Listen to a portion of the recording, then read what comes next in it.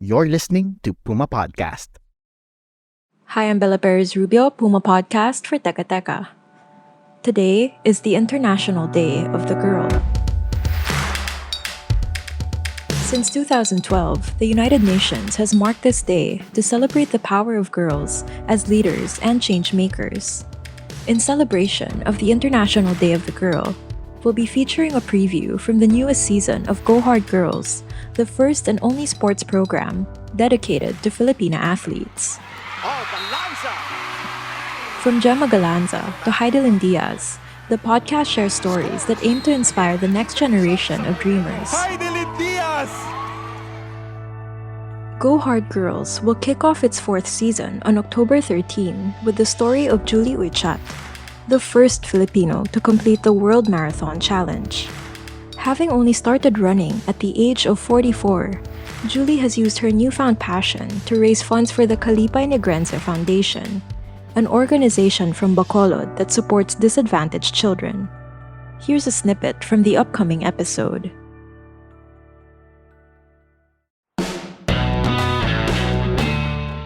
Hi everyone, my name is Julie Uychiat. I just turned 50 years old. I'm a nurse and the first Filipina to complete the World Marathon Challenge.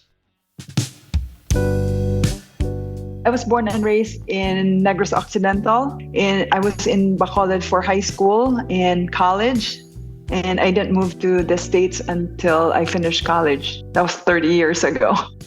I really loved sport growing up, but it wasn't like promoted at home. My mom was a teacher, so she wants us to focus on academics. So just before I discovered running, I really wasn't physically active, to be honest with you. I was one of those who would make a New Year's resolution. I'd go to the gym and you'd see me there for 3 weeks and then you won't see me again for 3 years kind of type thing. Work consumed my life. I was traveling for work and that's pretty much what I did. It was my sister who inspired me to go try running because I know growing up, she's not very athletic. And she and one of my best friends started running and they did a half marathon together. And one day I just realized I was also at a crossroads in my life because I feel like I devoted everything, every waking moment to my job.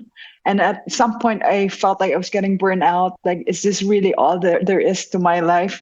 And then she was going out running a half marathon with my friend. And I was like, how do you do that? Because I can't even run from my house to the stop sign without getting short of breath. Anyway, she said, hey, slow down your pace, keep going, you won't die. I said, okay, let me try that tomorrow. So I slowed down my pace. She even told me, she said, even if you have to walk, just walk, jog, just start slow, just see how far you can go. And so I gave it a shot. And for the first time, I think it was more like 4K, 5K I did that day, or maybe even more. And so I knew then that the feeling was like of achieving something that you didn't think was possible was incredible. So that pretty much encouraged me. And then one thing led to another. And then early 2017 was when we did our first half marathon together. That was my first individual race.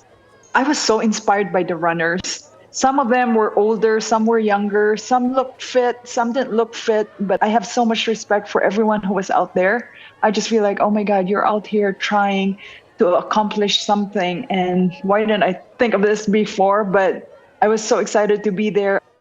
Despite these feelings, Julie wasn't fully committed to running just yet, until someone from work dared her to go further. Somebody just said, hey, before we start this meeting, sign up and do this full marathon with me. At first I declined. I said, I don't think I'm ready for it. Let's wait till next year. Let me train for it. And he was like, no, we have 5 months before the race. You have time to train. So I had to text my husband and said, hey, would you support me if I do this full marathon? And he was like, yeah, sure, go for it. The race she was training for, the St. George Marathon in Utah, happened to be a Boston qualifier. This means that if you finish within a certain time, you're qualified to compete in the prestigious Boston Marathon. The older you get, the more time you have to complete the race in order to qualify. So my Boston qualifying time, I was looking at it and I thought, maybe I can do this. So I told my coach, do you think I can do this? And you should have seen his face. Like, he was like, Oh my gosh, she is so ambitious. He's like, Julie, give me your best 2 miles. I'll time you right now. So I gave it my best because I wanted to impress him. So I ran so fast. And then when I finished, he looked at the clock, he looked at me. He's like, oh my gosh, like you're faster than the kid I'm training in high school because he coaches like a track team. I was like, no way. And he's like, yeah. And he's like, can I change your paces and you start hitting the paces on your training? I said, yeah, I can give it a try. I'll see what happens. In 2017, Julie needed to run 26.2 miles or 42 kilometers in 3 hours and 55 minutes. She did it in 3 hours, 39 minutes, and 54 seconds. So I beat my Boston qualifying time by over 15 minutes. And that was my very first race.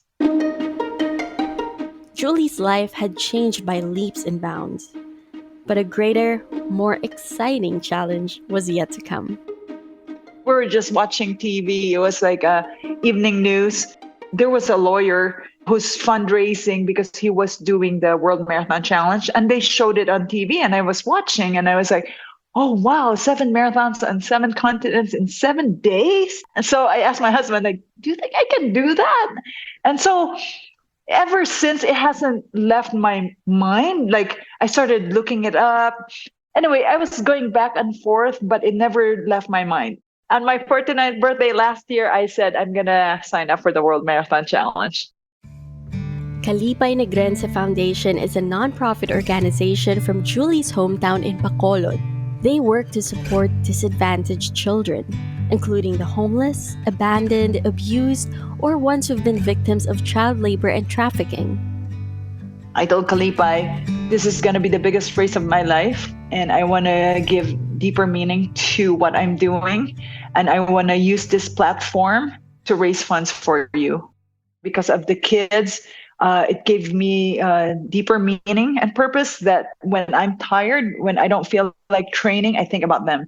I think about, okay, I'm doing this fundraising to help give a child, an abused child or an abandoned child, a chance to a new life. And I have people from work supporting me financially through my fundraising. I said, I can't disappoint those people who believed in me and the people I'm trying to support through this platform. Just as Julie found purpose and motivation in the kids from Kalipay, they began to look up to her too. We talked to Anna Balcells, the founder and president of Kalipay Negrense Foundation, to hear their side of the story.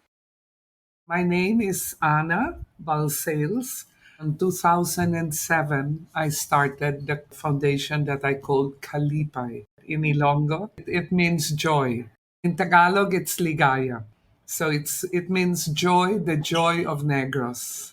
We rescue these children of all ages, from newborns all the way to 15, 16-year-olds, and they live with us. And they live in our home. We have a compound where we have a home, we have a school of our very own school. So once the children are rescued, and they come and live with us, it's a whole holistic thing, I would say, because we really take care of them. We give them a lot of tender, loving care, but also emotional help. Very important, because these children have suffered things that no child should ever go through. The hardest part in the work we're doing is having the funds. That's sad to say. It's very hard to survive. We lost so many donors because many were hit by COVID.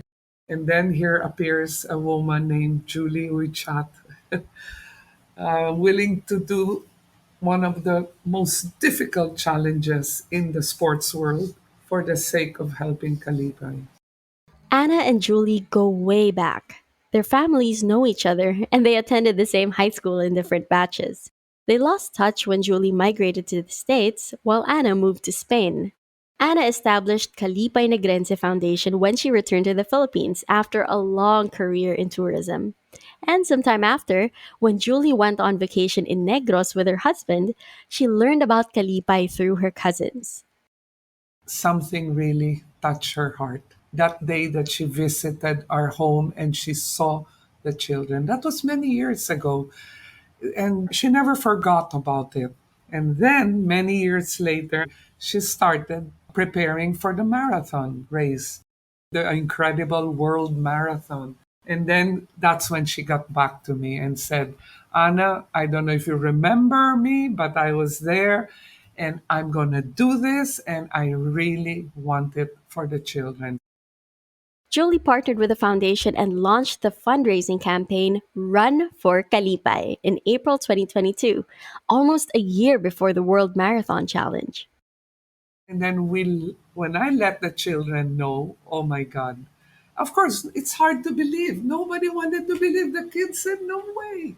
I said, believe me, she will do it because her heart was really into it. And anyway, she kept in touch with me a lot and she kept me posted on, what was happening. And in December, she came here before the marathon. She came and visited the children. The beauty of it is that she was very closely in touch with us, with me, and with all the children. So the children knew what was happening. A strong support system, a reason to give it her all, and a whole lot of grit. Julie had everything she needed to take on the World Marathon Challenge.